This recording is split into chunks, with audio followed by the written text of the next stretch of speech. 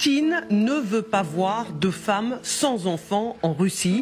La Douma vient de voter une loi qui interdit la promotion d'un mode de vie sans enfants sous peine de lourdes amendes.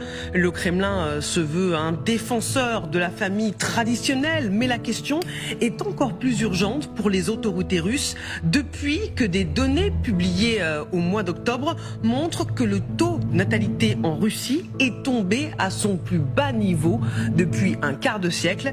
Écoutez ce député qui défend cette loi anti-mode de vie sans enfants. Propaganda отказа от деторождения безусловно идет. La propagande en faveur de l'abandon de la maternité va à l'encontre de la politique démographique de l'État qui protège la maternité et les enfants conformément à notre constitution. Il s'agit certainement d'un élément d'une vaste guerre hybride menée contre notre pays, au même titre que la propagande de la drogue, de la pédophilie, la propagande du changement de sexe, les relations sexuelles non traditionnelles et la propagande du suicide. Qu'est-ce que ça dit de la Russie, Marc Semo?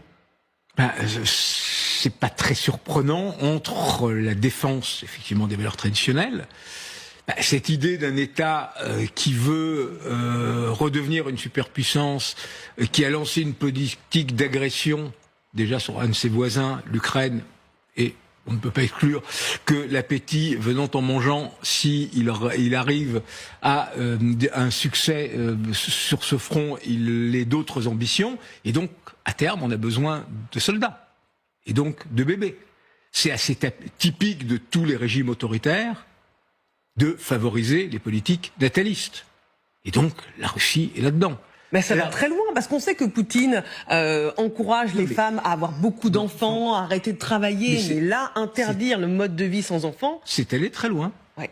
Mais enfin, vous ferez remarquer qu'il y a beaucoup de pays où, au niveau fiscal, quand vous êtes célibataire sans enfants, vous payez plus d'impôts que si vous avez des enfants. Oui, mais c'est... Bon, voilà.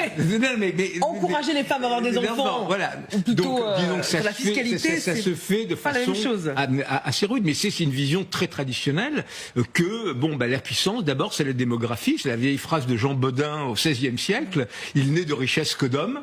Voilà. Donc, pendant très longtemps, il y a eu cette idée. En France, par exemple, au XIXe siècle, une des raisons pour lesquelles le droit du sol pour les étrangers est rentré en vigueur, c'est qu'on avait besoin de soldats et que c'était aussi une manière de renforcer la démographie française. Donc c'est un grand classique. Mais ça montre effectivement extrêmement crûment la vision du monde, la vision de la Russie qu'a Poutine. Compte tenu du fait, je terminerai là-dessus, qu'effectivement la démographie russe est en débâcle. Mais ce qui est intéressant, c'est qu'un pays comme la Chine a aussi une démographie en débâcle.